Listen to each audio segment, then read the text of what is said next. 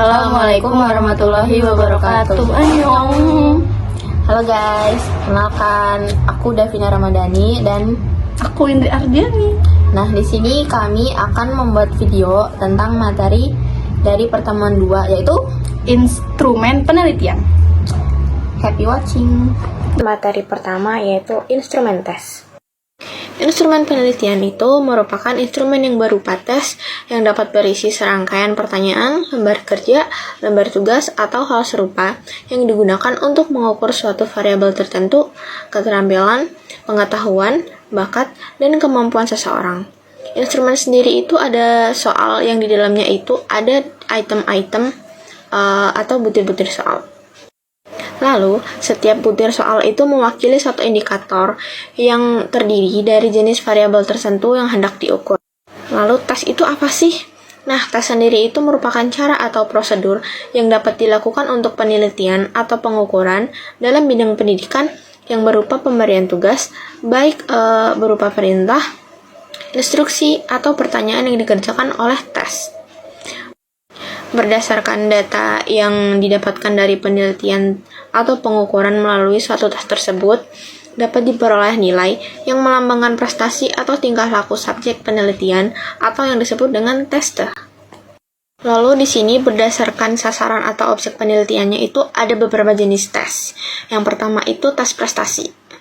Nah, tes prestasi itu adalah tes yang digunakan untuk mengetahui hasil yang dicapai dari seseorang setelah mempelajari suatu hal. Yang kedua ada tes kepribadian. Nah, tes kepribadian itu apa sih? Tes kepribadian merupakan tes yang diberikan kepada seseorang untuk mengetahui kepribadiannya. Nah, kepribadian dalam hal ini itu bisa berupa disiplinnya, bakat khusus, dan lain sebagainya. Yang ketiga, ada tes intelijensi. Tes intelijensi sendiri merupakan tes yang diberikan untuk mengetahui tingkat intelijensi atau intelektual dari seseorang. Yang keempat, ada tes bakat. Tes bakat itu digunakan untuk mengetahui bakat yang dimiliki oleh seseorang. Di sini instrumen tes itu dibagi menjadi 2. Yang pertama itu ada tes objektif. Di sini tes objektif sendiri itu adalah jenis tes yang menyediakan kemungkinan respon atau jawaban-jawaban yang akan dipilih oleh peserta tes tersebut. Nah, kemungkinan jawaban itu udah ada atau udah tersedia dalam tes, sehingga peserta tes itu cuma harus pilih satu dari alternatif jawaban yang udah disediakan di tes tersebut. Nah, tes objektif itu mempunyai beberapa kelebihan, yaitu mampu mewakili tes secara lebih luas, pengkoreksian lebih cepat, dan tidak ada unsur subjektivitas oleh korektor. Sedangkan kelemahan yang ada dalam tes objektif ini, biasanya tes objektif ini membutuhkan waktu yang relatif lama dalam pengembangannya karena butir-butirnya. Dan yang kedua ada subjektif. Secara umum itu tes subjektif berupa soal esai atau uraian. Nah, uraian itu apa sih? Nah, di sini uraian itu adalah jenis tes di mana responden diminta untuk memberi jawaban berupa uraian ataupun kalimat yang umumnya relatif panjang. Jadi tuh kalian kayak buat kalimat yang panjang gitu. Nah, tes uraian ini mengandung suatu tugas atau pertanyaan yang jawaban atau pengerjaannya meminta responden untuk mengekspresikan apa yang ada dalam pikirannya.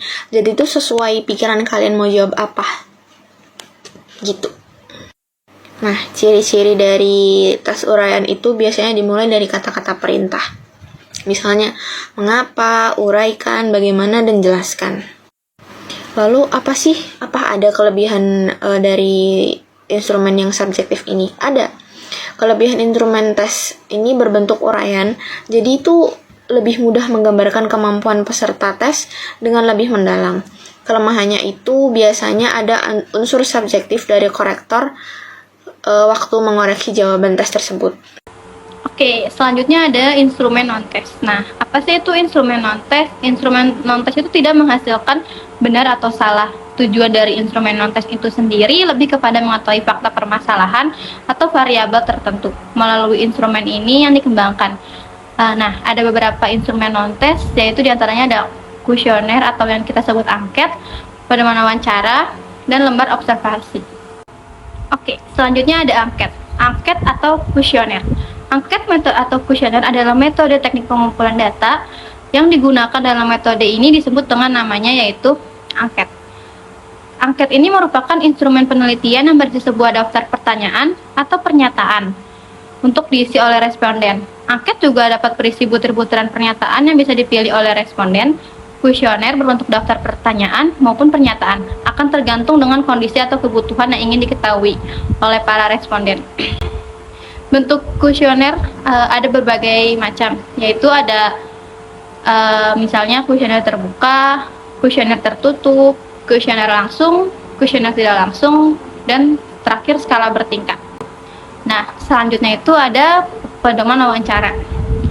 Pedoman wawancara itu apa sih? Nah, pedoman wawancara itu merupakan salah satu metode teknik pengambilan data untuk mendapatkan informasi dari responden, termasuk ketika peneliti ingin mengetahui keadaan mendalam dari suatu hal atau suatu masalah tersebut. Dalam metode wawancara ini, instrumen wawancara cenderung digunakan dalam penelitian kualitatif. Peneliti dalam penelitian kualitatif sebagai wawancara juga bertindak sebagai instrumen penelitian. Bahkan dalam peneliti ini kualitatif, instrumen penelitian utama adalah peneliti itu sendiri. Dalam penelitian kualitatif, peneliti mempunyai fasilitas yang dapat digunakan dalam proses pengambilan data, yaitu semacam mulut untuk berkomunikasi, melakukan wawancara, telinga untuk mendengar, dan anggota tubuh lainnya. Wawancara diklasifikasi menjadi dua, yaitu ada wawancara terstruktur. Nah, wawancara terstruktur itu wawancara yang dikenal juga dengan istilah wawancara terkendali. Wawancara ini didasarkan pada suatu daftar pertanyaan yang telah ditetapkan sebelumnya. Dalam wawancara tersebut, wawancara memberikan pertanyaan berdasarkan list-list yang sudah ditetapkan.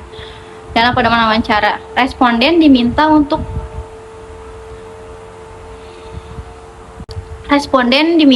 memberikan yang spesifik atau terbatas. Ada kalanya pengwawancara juga bisa menggunakan metode terbuka, sehingga tidak mengharuskan adanya keteraturan. Pernyataan bisa diperluas atau disesuaikan dengan kondisi, akan tetapi tetap tidak melenceng dari rambu-rambu pedoman wawancara yang sudah disiapkan. Dan yang kedua ada wawancara tidak struktur. Nah, wawancara tidak struktur itu wawancara yang bebas, dalam artian peneliti tidak menggunakan instrumen pedoman wawancara. Berdasarkan ini, sifat dasarnya pada wawancara terstruktur ini akan memberikan keleluasaan dalam wawancara. Pengawancara tetap dapat menggunakan pedoman, akan tetapi pedoman hanya berisi garis besar permasalahan yang akan ditanyakan kepada responden. Tidak ada list-list yang seperti yang di atas. Secara umum, wawancara ini lebih banyak tidak menggunakan pedoman dan hanya mengalir begitu saja pada permasalahan yang akan ditanyakan.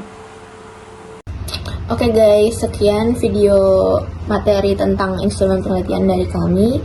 Mohon maaf jika dalam pembuatan video ini terdapat bahasa yang tidak dimengerti dan kurang paham. Kurang lebihnya mohon dimaafkan. Assalamualaikum warahmatullahi wabarakatuh. Terima kasih. Gue mau.